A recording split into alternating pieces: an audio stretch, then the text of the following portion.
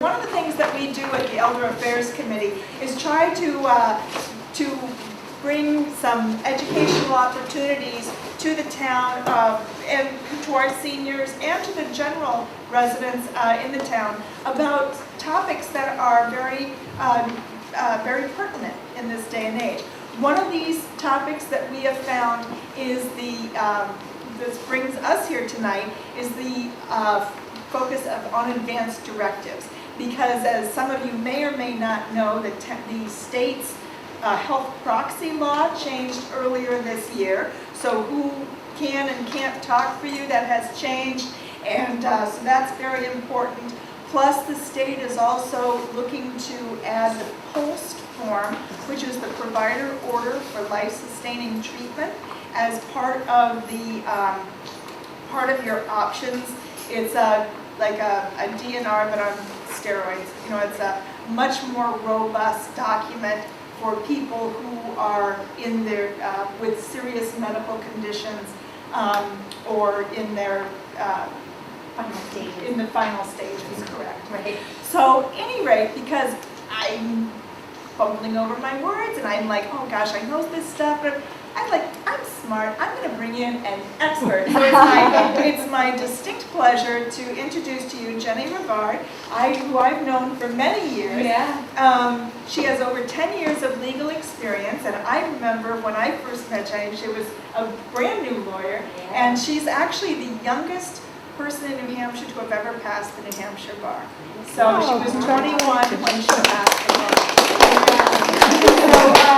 But she's passionate about helping others and to educate others about what's available, and what they should be looking for. And so it was my pleasure to introduce to you Jenny Rivard. Hi. So I figured first thing I'll do is kind of give you some of my background information and what makes me qualified and kind of how we work and whatnot, and then I'll kind of just jump right in and give it any questions. Feel free to pipe up. I can talk fast. If I go too fast, just slow me down. Yes, I'm aware of that. I love this stuff, so the more I talk about it, the faster I tend to go sometimes. So first things first is I'm licensed in Mass and New Hampshire. I've been doing this for a pretty long time, and I am not a big fan of lawyers. We're not a lot of fun, so we think we know everything. And we tend to make this subject very inaccessible, unfortunately, and kind of scary sometimes. And so it doesn't have to be like that, which is a great thing. I got into this field in particular when I was 14. I was at home. My mom worked for a lawyer, and he called the house looking for her. I answered the phone, and he said, "You have a good phone voice. I need a receptionist. Come in." So I did. And I worked in law ever since. So I love it, and my mom has lupus, so I've used these documents as well. It's a very personal subject for me, which is, there's always the legal answer, but the reality isn't always the same as what the legal answer is and how these things really work in life. So I think that's important when you're drafting these kinds of documents. So we have a law firm in Manchester. I'm one of the owners, one of the partners. I do only estate planning. I tell all of my clients, if you have a DUI at 2 a.m., call me. I will be there, arm in arm. Someone else to get you out, because I don't have a clue what to do. This is all I do, is elder law. And I have other lawyers that do all the other fun stuff, that go to court. I avoid the court as much as I possibly can. And we do things a little bit differently too, because we have flat fees, we have payment plans, we let clients bring their dogs and their kids to the office, we have toys, we don't bill for phone calls, so if you have questions, we want you to call and ask questions. And the other interesting thing is that we have on staff in-house, we have a financial advisor, we have a tax preparer, we have an in-home healthcare company.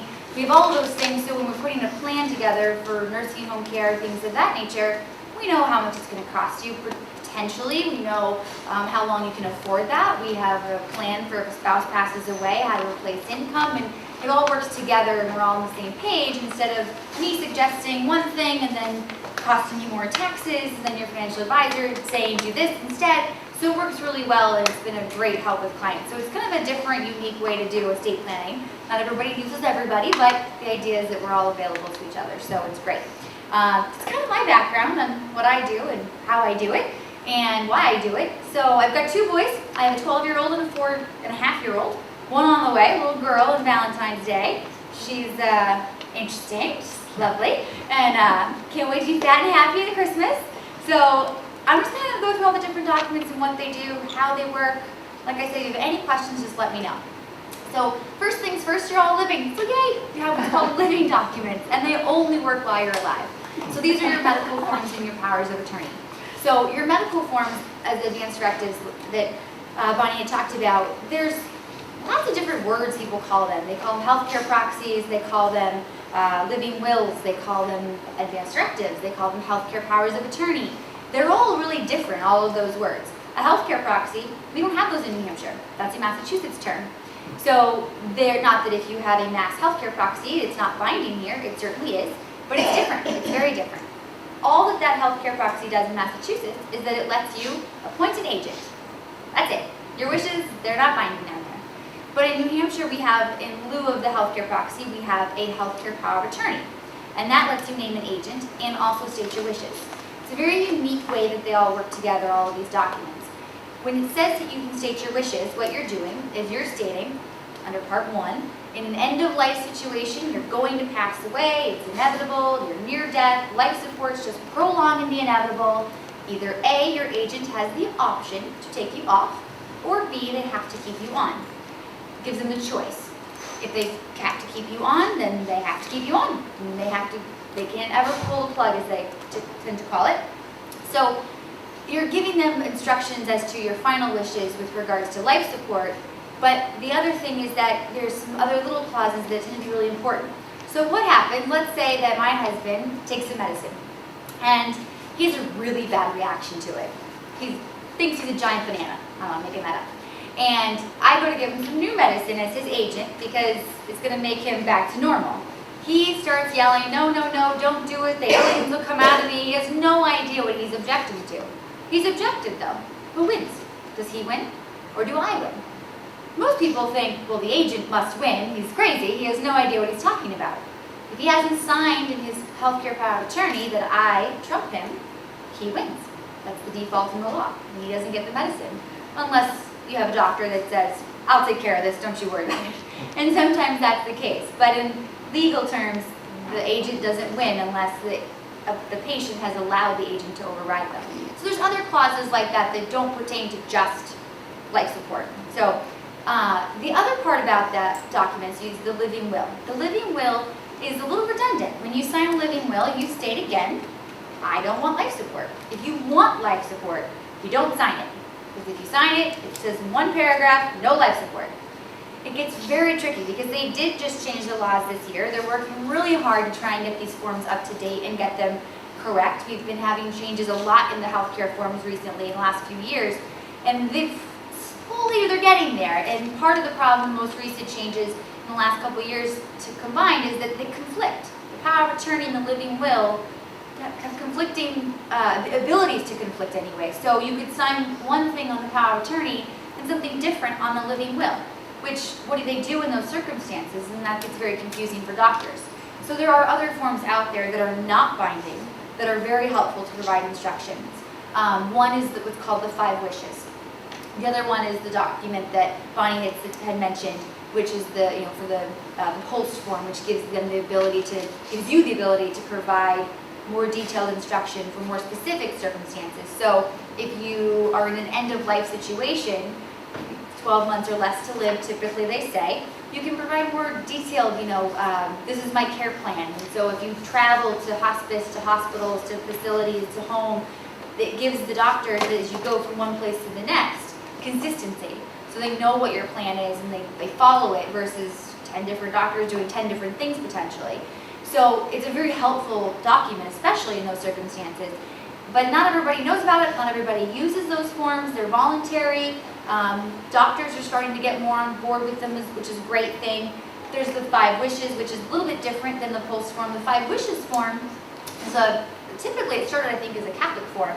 And that document is more about life support, how long you want to be on life support, artificial food and water, and feeding tubes, and pain medicine, and how that's administered to you.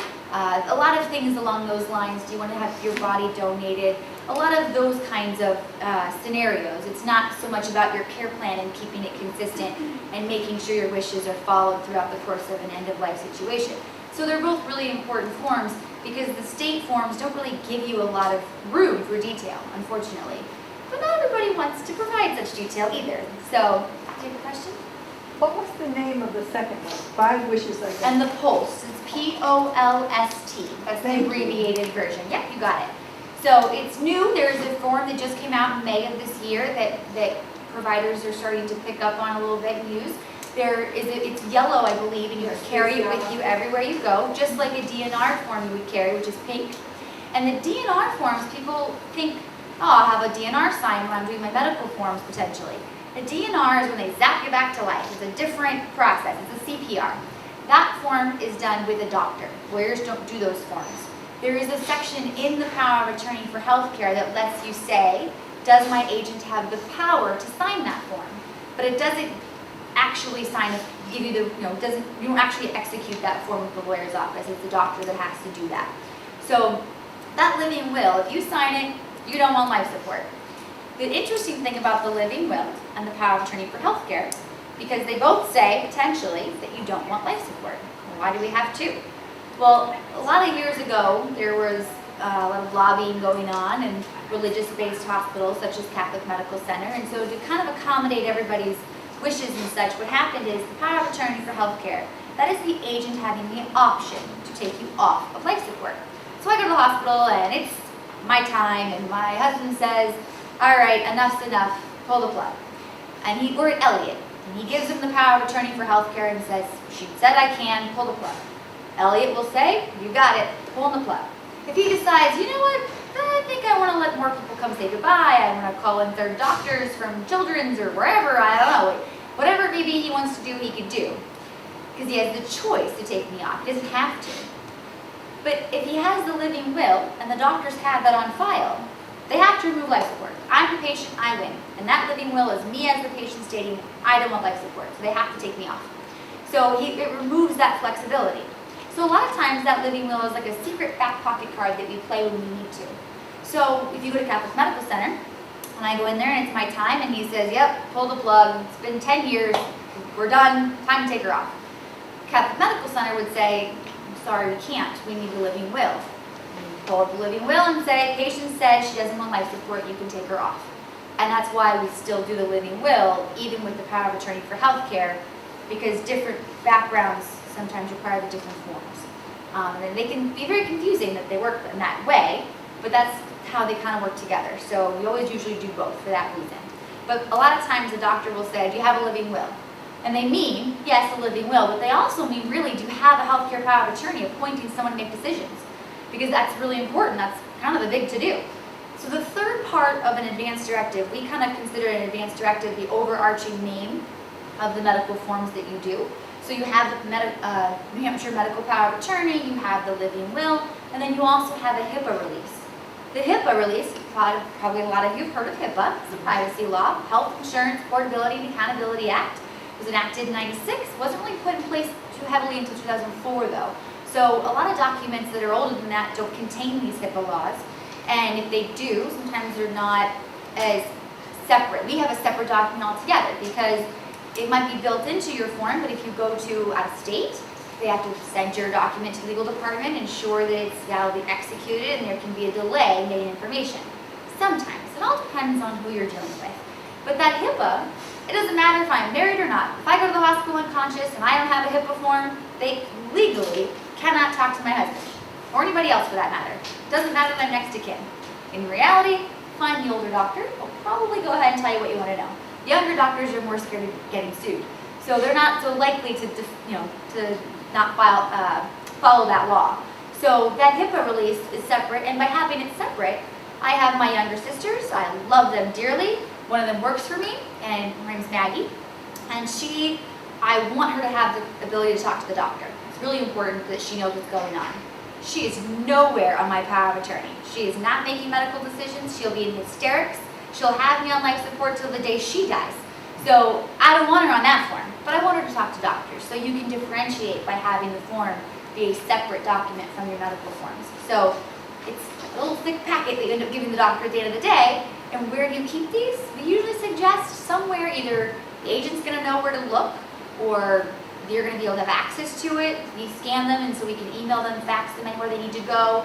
You don't have to carry it in your car. It's helpful, especially as you get older. It's a preference. The more places you keep it, the more places you gotta keep track of it too. So if you change it, then you can make sure you wanna update it and hand those out where they have to go as well. So it's a preference really of what you're comfortable as far as how many copies you carry, where you carry them. If your doctor wants a copy, especially when you see on a regular basis, that's a good place to give it to them. Unless you change lots of doctors, in which case keep track of it. So those are the medical forms. They're pretty straightforward for the most part. They are valid anywhere that you go for as long as you're alive, and the law does change a lot on those forms. So any questions about the medical forms and how they work? Yeah, if you say you do the documents and then you want to change it. Yep. Does the first document get nullified because the new document? Yes, so there's three ways, not four, three ways to revoke or change your documents. The first way is you make a new one. Make a new one, you revoke the old, which is why it's important to keep track of where you put the old ones. Okay. Because just because you do a new one, even though it revokes the old, if they don't know of the new one and you've given them the old one and they rely upon it, that's okay. They're allowed to do that. So if you haven't provided them with an updated version and they're unaware of an updated document, they can use an old one. So you want to make sure you keep track of where you put the old ones so you can replace them. Yeah. Do you have to swap it though? Yeah. Oh yeah. You could, but just the doctor. If you don't tell the doctor I have a new form, they're not going to know to throw it away. So you just have to make sure you notify them, and they will do that. Yep. So the second way you can get rid of the document if you change your mind, for example, or if something's changed, is getting married or getting divorced. Either one of those things by law will also revoke the document. Now, legally that happens, but in reality, does it really work that way? Because if I'm a single person and I have an ex-husband and we're not particularly fond of each other anymore and I am unconscious and we have kids and I go to the hospital and my family lives in California really far away and he goes to the hospital and says, "Oh, I'm the agent, here's the form," they're not going to know we got divorced per se. They're not going to know that the law says, even if they find out we got divorced, that this document doesn't work anymore. So while the law gives you that protection, the implementation of it doesn't always work out that way. So while technically it does revoke your document, you got to kind of be proactive for that to actually be the case. The third way it's revoked is if you intentionally do something. You can tear it up and write revoked on it, but again, you got to notify the people that it's revoked because they can still rely upon it. So you got to do a little bit of proactiveness, but you don't have to do a new one to revoke the old one should you change your mind. You can do some kind of intentional act and it will get rid of it. So it's not, none of these things are ever set in stone. Answer your question? All right, good. So the other quick thing about healthcare forms that's important, we do them as a pro bono project. We've been doing it, I think, since the day I met Bonnie. We do free healthcare powers of attorney or advanced directives for college age kids because they're college kids. So I have my two boys, I love them dearly, but I know my lovely 12-year-old, when he hits college, is going to think he's invincible and will go off drinking at some party, I'm sure, and if he gets drunk and falls down a manhole or something and goes to the hospital, they'll tell me nothing. Doesn't matter that I pay the bill, doesn't matter that I still do his laundry, doesn't matter any of those things. He's an adult. Mom doesn't matter. So I don't get access to any information. So we do those for college kids because, well, the college kids don't really think it's important per se and don't really care about it as much. Parents usually do. And there isn't anybody appointed for them if they don't do these forms. So they're usually pretty important for the college kids to do.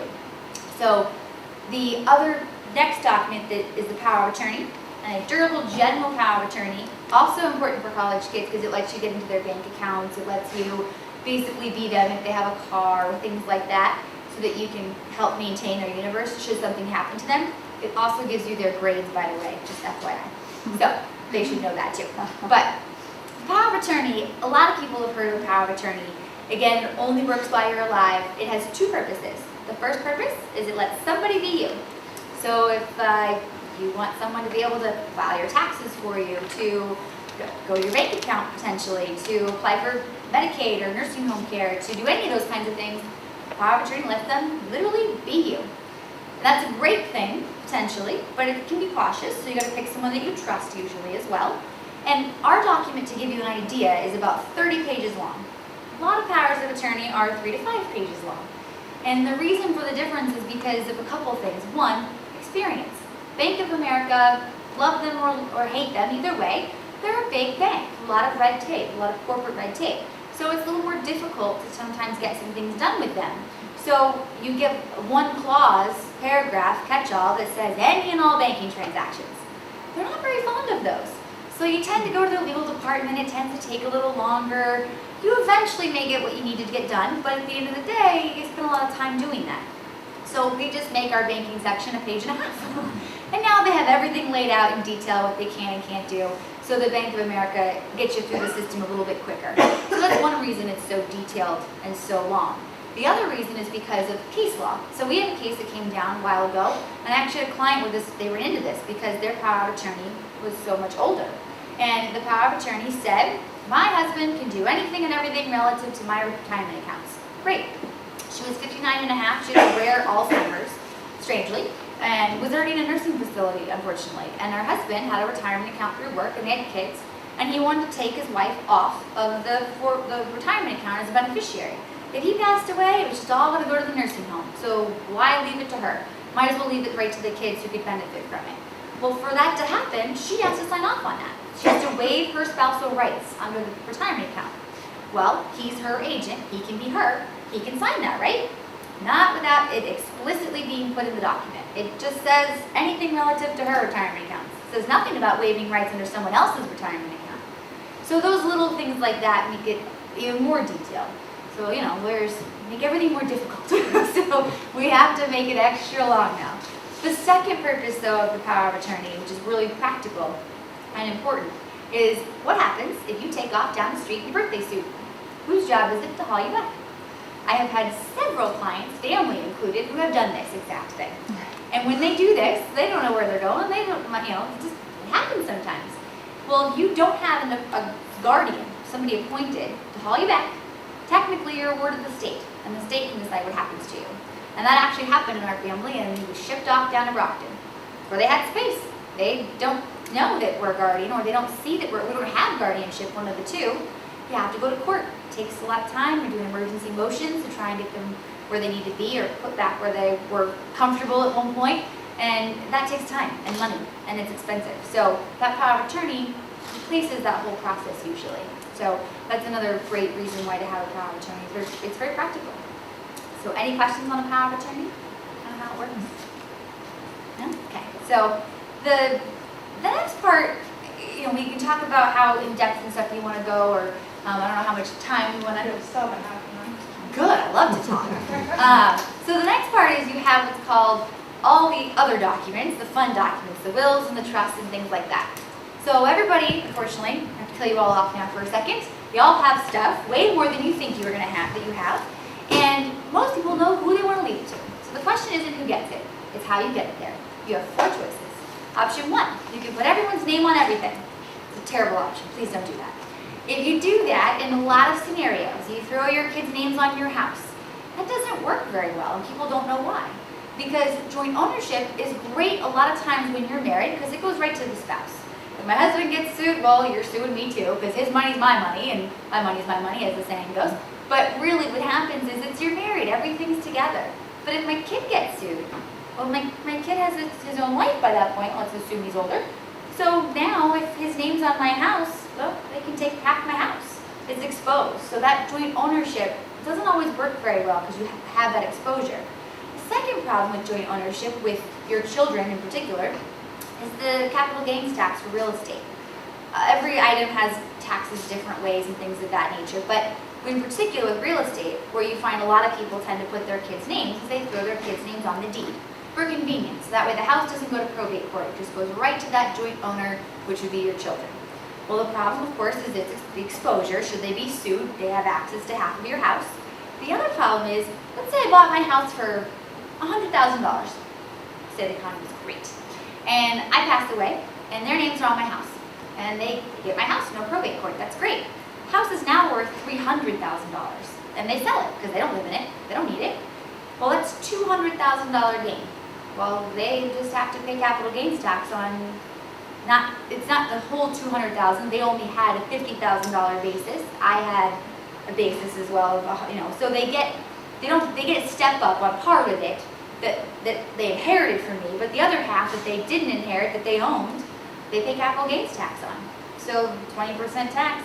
Whereas had they inherited the entire house from me through my will or through my trust, it had been stepped up to the full $300,000, no capital gains tax is due at all. So there's a tax exposure when you put your kids' names on your house. And a lot of people don't realize that. So that's a big to-do sometimes when there's alternatives you could do that'll work a lot better than that. So that's why it's not always a good thing. And plus, it only gets it to your kids. What happens if one of your kids has passed away? Or what happens if they have a spouse and they're going through a divorce? All those things, joint ownership does not account for. So that doesn't really work very well. Beneficiary forms is your second option. Those work great for things that have them, life insurance, retirement accounts, annuities.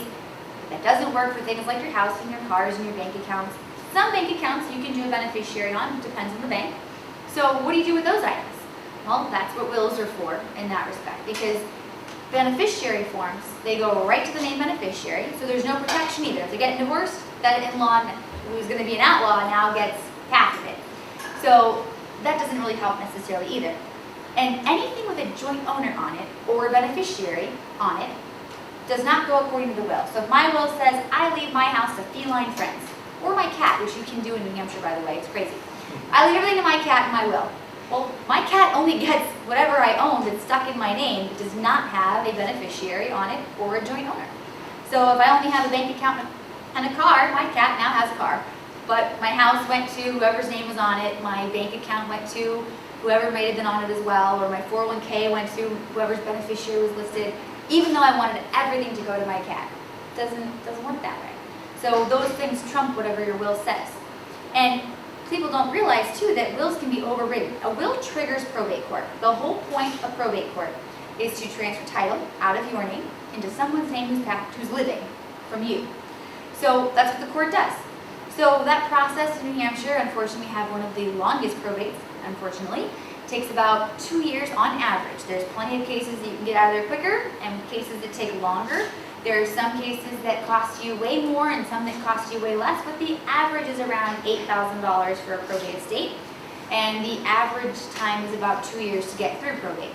And in New Hampshire, it takes about 4 months or so to even get access to anything in the probate estate because the court has to review the will, say, yep, valid will, and then they have to go and they send it back to you with your certificate of appointment, you filed your bond, and then you have access to everything. In the meantime, it just kind of sits there frozen in stock. So it's little things. Who's fronting funeral expenses if you don't have access to they don't have access to your money? Who's paying the mortgage in the meantime if you have one? They don't have access to your bank account and such. So those are the little things that wills don't really care about. Court doesn't care about those kind of things. So it's probate. So that's what happens with a will. Wills don't do a lot usually. And I'm married. I have my 2 boys and I have an ex. We had kids together back then. Well, I remarried, so now I pass away. My will says I leave it all to my husband. That's great. But let's say that my will says, I love my husband and he's great, but he's got his own assets too. And in our situation, I'm going to leave it all to my kids. He doesn't need it. We keep everything separate. People do that nowadays days. So let's keep it all separate and leave it all to my kids. He gets nothing. Well, he can override my will and say, no, work it over. He doesn't get all of it, but he does get half of it. And then has to co-own, typically it's half. Depending on the situation, it can be $150,000. In this particular situation, he'd get $150,000 and then he'd co-own the remainder, all of it, 50-50 himself with the children. Which means he now co-owns the house with the stepchildren. That can be very awkward sometimes for some families, so that doesn't work necessarily either. And if we're married and there are kids together and there's no second marriages at all, there are kids and we're married and I leave it and I don't have a will. He doesn't get it all without a will. It doesn't go all of him. He gets $250,000 now and then co-owns everything 50-50. So the law doesn't do what most people presume that it would do. It doesn't just automatically go to spouses. It's very interesting the way that they set things up. So that's why it's important you have a will, at least telling the court where you'd like things to go. A will is better than having no will at all, certainly. But it doesn't necessarily do a lot of the interesting things that other documents can do. So then you have trust, which is your fourth option. And those things, they are complicated, they can be confusing, they can be amoeba-like, where they don't really make a lot of sense to a lot of people. But at the end of the day, despite the thousands of different types of trust that exist, special needs trust, grantor trust, irrevocable life insurance trust, all these things, they all come down to two things, revocable and irrevocable. They all fall into one of those two categories. And why you have it dictates how we draft it. Most of the time, we'll start revocable. Most of the time, revocable trusts, you make it, you're in charge of it, for your own benefit. It's your stuff. You can do whatever you want. You have control over it, which is great. You can sell your house, buy a new one. It's whatever you want to do, you can do. You're not restricted in any way. So what the rule with the revocable trust is, though, is you got to put things in it, or it doesn't really work very well. They call that funding a trust because it's so much fun. So you got to take your deed, change the deed over, put it into the house, into the trust. You have to take your bank accounts. You go to the bank and you say, banker, put my accounts in my trust. Call ahead, just saying. And they'll do that. And you'll spend an hour, you'll sign some things, and then everything else stays the same. Your checking accounts, your debit cards, your checking number, and your checks, all that stuff stays the same. Nothing's any different. You shouldn't have to open a whole new account or anything like that. But your statement will now have the trust name on there. So that if something happens, let's say I pass away, and I have a bank account stuck in my name, my little secret fund that I get to go play with, well, it's just fun money, but there's $1,000 in there. Someone's got to go get it, right? So if my husband, who is not on the bank account for some reason, but the trust is on that bank account, he goes down to the bank and he says, here's my ID, here's your death certificate, fork it over. He can. No courts, no paperwork. The bank already has all that information. They know he's next in line as trustee. They know that he has the access and he's proven his ID and that I'm not able to serve anymore. He's in. It's very simple, very flexible for people. Pick people that you trust for that reason, but it's a very flexible tool. It's supposed to kind of grow with you a little better than what wills do. So you got to put the things in it though, or it doesn't really work, because otherwise he still has to go to court and get that bank account if I didn't put it into that trust form. So that revocable trust gives you complete control over it. It lets you avoid probate court, because when I took that bank account or my house and I put it in the name of that trust, no court's job is needed anymore. They don't need to get it out of my name. I already did that. So that's how a trust avoids probate court, because they don't have to go to court now and get it out of my name where it's stuck. I've already done that for them. So a trust is kind of like a company where it keeps going after you pass away. But there's no tax filings, there's no forms you fill out with the state. Trusts are private. Nobody sees it, nobody knows that you have it, except for you and the people you name in it. So it's very useful, especially in complicated family situations too. The other big benefit aside from avoiding probate court with a revocable trust is what I like to call the magic bubble. So you pass away and your revocable trust will automatically become irrevocable. You're not allowed to revoke it anymore. And when that happens, the magic bubble wraps around your trust where nobody can see or take it. So if I've got my three kids by that point, and my boys are, I love my children, and my oldest is fantastic, he's a genius.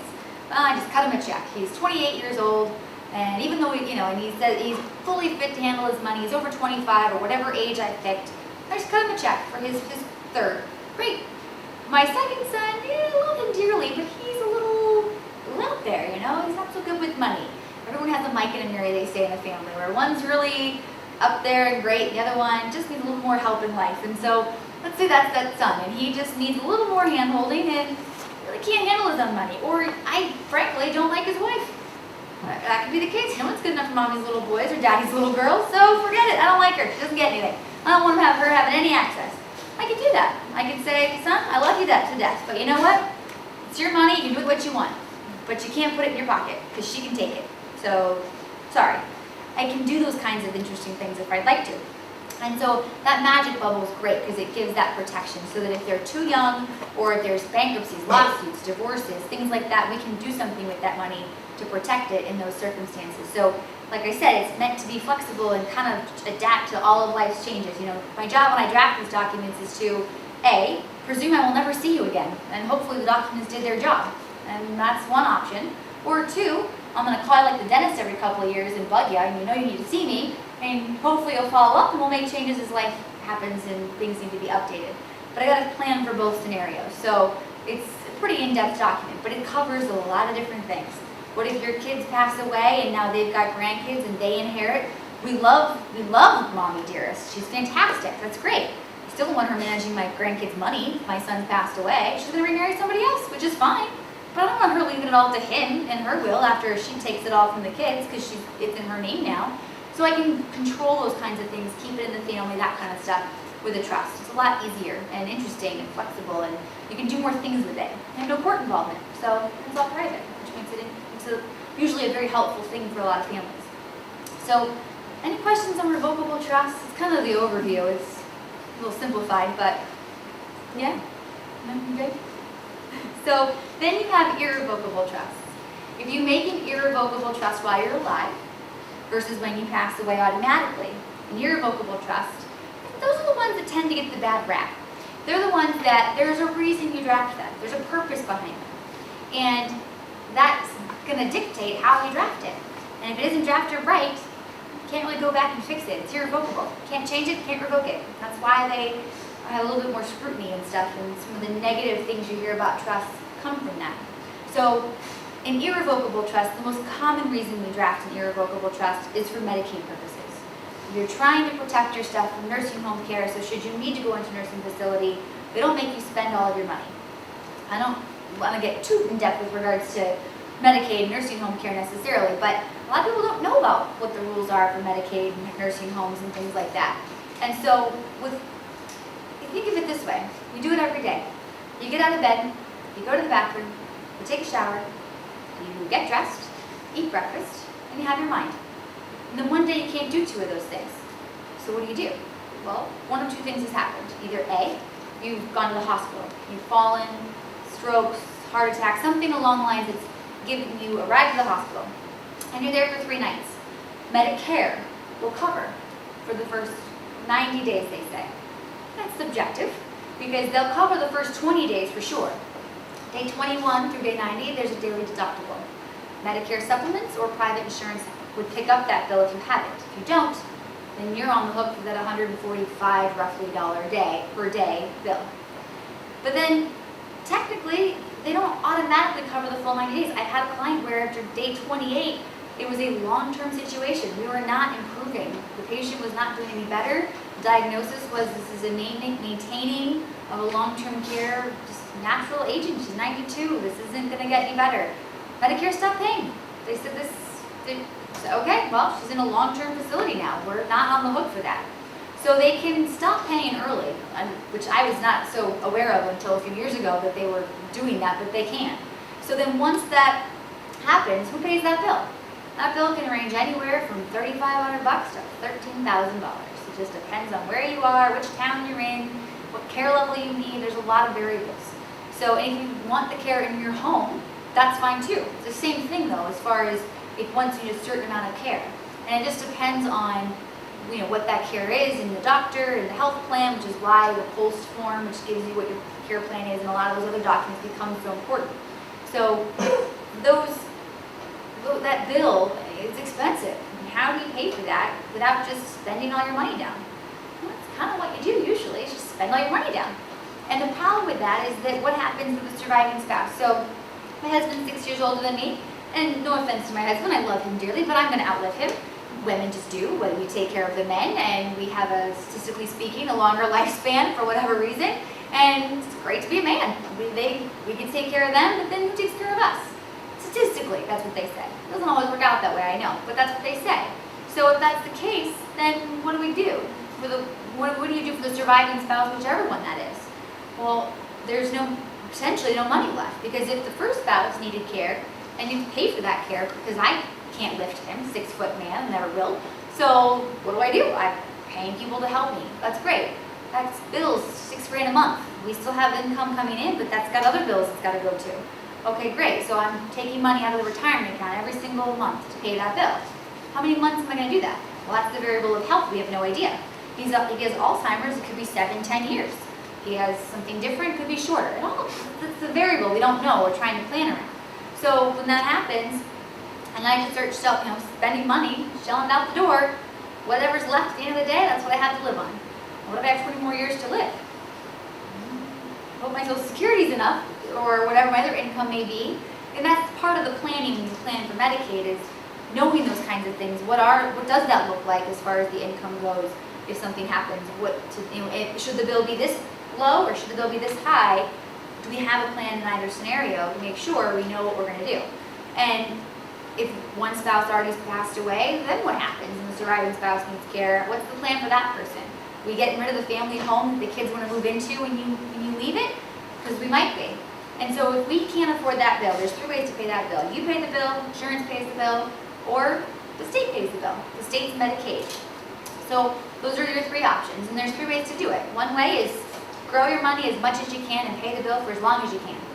Option 2, make yourself as poor as possible and spend as much as possible, as fast as possible, and get on the state as quickly as you can. And then there's the 3rd option, which is usually the better bet. Make sure you can afford to pay for your care for part of the time at least, but don't pay for your care beyond more than you have to pay for your care. It's the 5-year look back they refer to. And then the state can pick up the bill if you're still needing that care beyond the 5 years.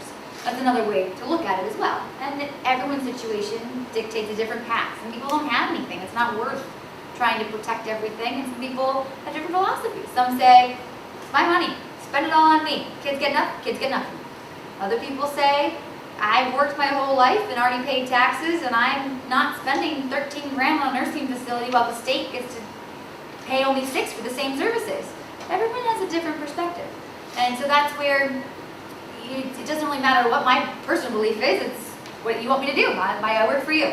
So that's kind of the idea, is whatever the plan that you have and you want based on what you currently own and such, can sometimes dictate which way is the right path for you to go down. But there should be some kind of plan, because into the state to pay the bill, if you're a married person and you add up all of your assets, you add your house up, which is exempt if one person lives in it, but other than your primary home, any other houses, you add them up as what their fair market value is. You add up your stocks, your bonds, your CDs, you add up your cash and your life insurance policies, retirement accounts, and you add it up for both spouses. I've had a retirement account, we even do the prenup, and he gets sick. They're going to count my retirement account. They don't care how long I had it before we got married. They don't care any of that. We're married. So everything counts. You add it all up. If we have more than $119,000 roughly, we aren't qualified. We have to keep spending till we get down to the 119. Doesn't leave a whole lot for me to live on if he passes away and we've spent everything down to the 119 mark. And if we both go into assisted living together, because I'm just so heartbroken I can't leave him, then we have to spend down to $2,500 a piece. Or if you're single, everything's spent down to $2,500 before the state will pay the bill. So that's the spend down they talk about. And the 5-year look back, if I gave anything away. So let's say 4 years and 10 months ago, I gave my kids $100 grand, trying to get it out to them. I applied today for nursing home care. I'm disqualified for 10 months. My nursing home bill is $10,000 a month. That $100 grand would have covered 10 months of care. I'm out for the next 10 months. It doesn't matter that in 2 months, if I waited, I'd have been eligible. They don't care. So that when you apply, all those things come into play. It's a very tricky system. So you can't give any money away either. They count all that stuff too, even though you don't have it to give back. So Medicaid's a complicated system, and it's sometimes not the best system, because some people are in that sandwich where they've got way too much to qualify, but they don't necessarily have enough to spend $700 grand or more on nursing care for the couple. So that's what nursing care looks like. And what people will do is they use a lot of tools, they should, to try and plan for nursing home care. And one of those tools is an irrevocable trust. What they'll do is they'll take their house, because there's no tax consequences for purposes of tax filings, whereas if you put money into an irrevocable trust, you got to file a tax return every year. So if you put just a house in, there's no tax return that you have to file every year. It just sits there like it does now, basically. You just keep living in it. But that house, when you put it in there, if you want to sell it, if you want to downsize and take the money you get from the sale and live on that money, or buy an island or go to Hawaii or whatever, you can't. It's not your money. You gave it away. So now whoever you named as the beneficiaries of that trust, it's for their benefit. So that's a big commitment to give up that lack of control over something like your home. But if you want to make sure the state can't force you to sell it within 6 months, or that they'll eventually lien it potentially in estate recovery and things like that, you got to put it in an irrevocable, and you got to do it 5 years before you need nursing care. So there's a lot that goes into the irrevocable trust, and they're not right for everybody. And then sometimes, even if they're a great fit, if you're not comfortable, then they're still not right for you. So they're really unique tools, and everyone is different in whether they use that tool. And that's one tool we sometimes use in conjunction with other things.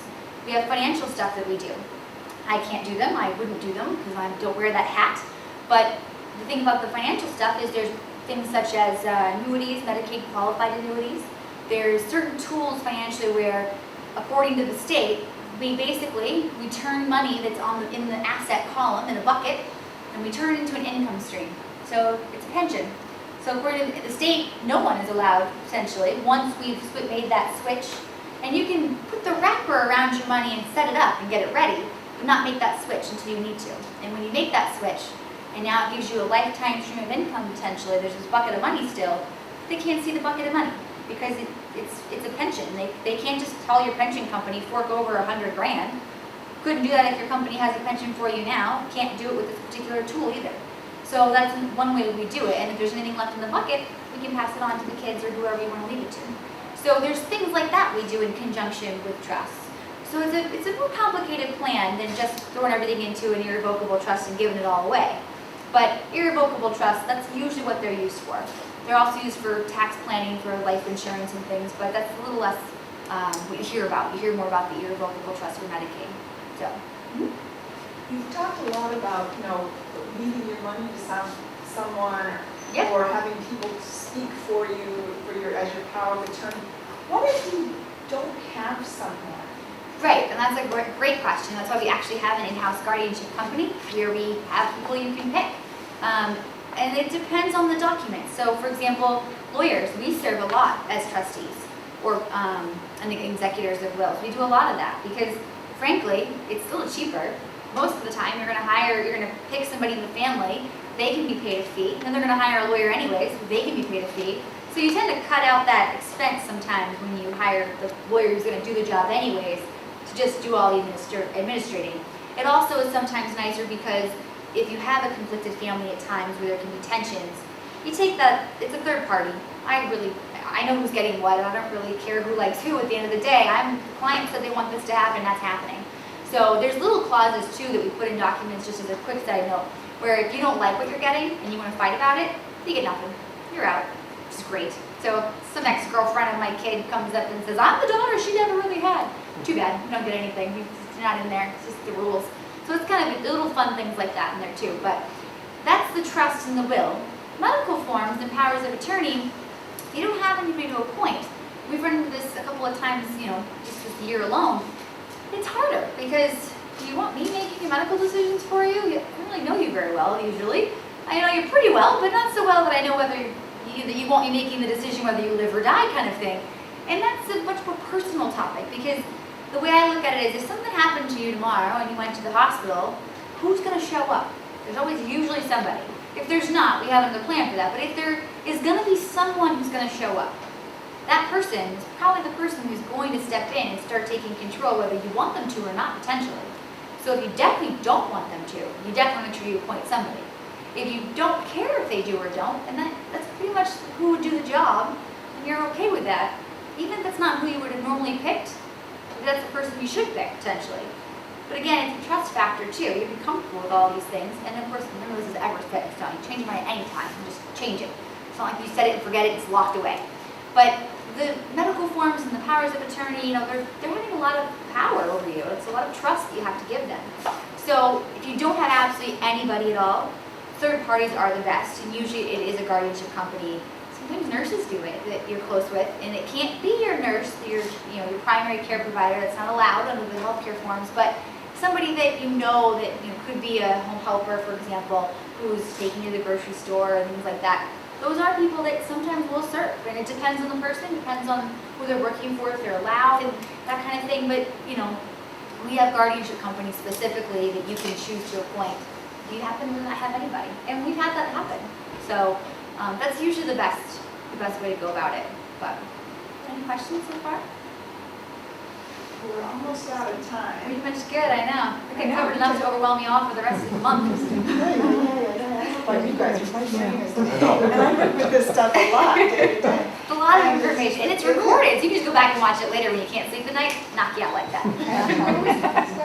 No, I usually talk much slower, but it's a lot of information to cover, and I gotta keep you awake too, so it's a balance. But Did you guys get a lot out of this? Yeah, yes, so well, thank you so much. Very welcome. Here.